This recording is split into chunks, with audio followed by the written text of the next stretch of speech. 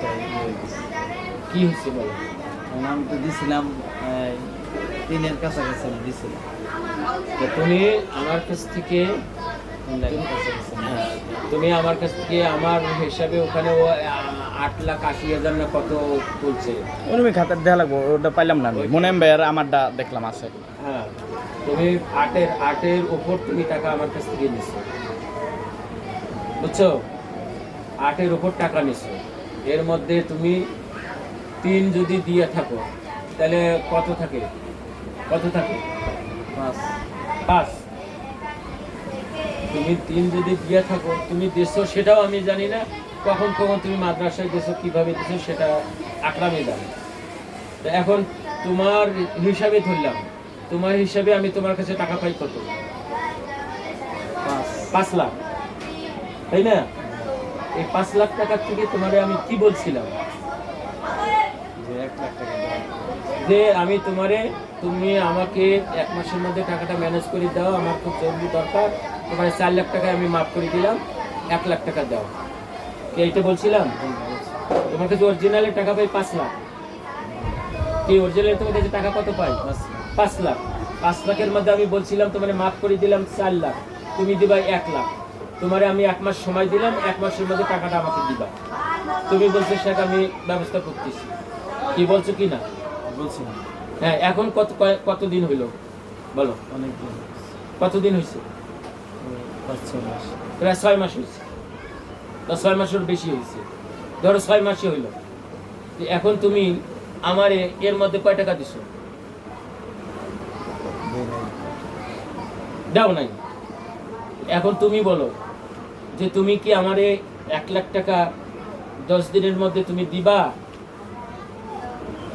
তুমি যদি 1 লাখ টাকা যেভাবে তুমি ম্যানেজ করতে পারো 10 দিনের মধ্যে তুমি আমাকে 1 লাখ টাকা দিবা, দিলে আমি তোমার 4 লাখ টাকা মাফ করে দিলাম। আর যদি তুমি বলো ভাই আমি পারবো না, তাহলে আমি আইনগতভাবে আমার যেটা পাওনা 5 লাখ টাকা তোমার কাছে পাই, এখানে খাতায় কলমে সব কিছুতে লেখা আছে। শুধু তাই না, ফেসবুকে তো গেছে, মোর নাম দিছে, আমার নাম দিছে, ফেসবুকে তো গেছে।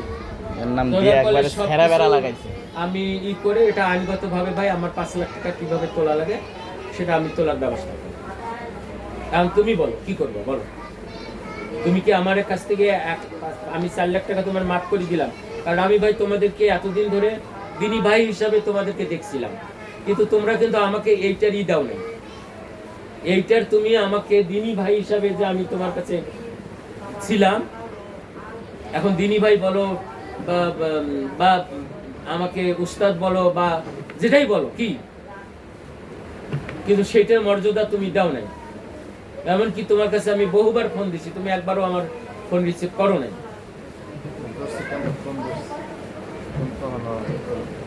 ফোন তোমার বহুতবার আমি করছি, তুমি হয়তো একদিন ধরছো, কিন্তু আমি বহুতবারে তোমার ফোন দিছি, তুমি ফোন রিসিভ করো না। এখন তুমি কি বলবা বলো ভাই? তুমি আমি এই 10 দিন পার হয়ে 11 দিন আমি আর অপেক্ষা করবো না।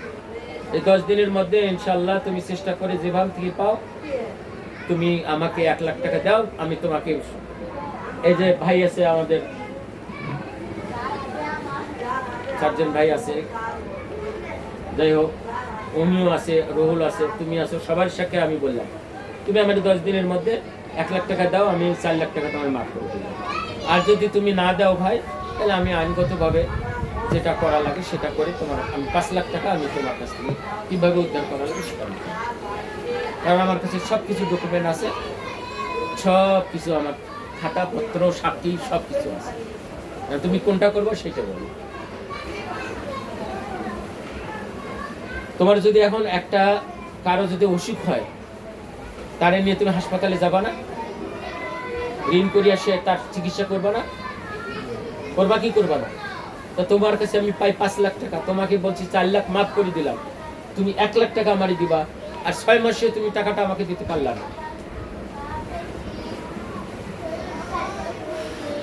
এখন তুমি বলো, এখন তুমি সেটা চিন্তা করে দেখো।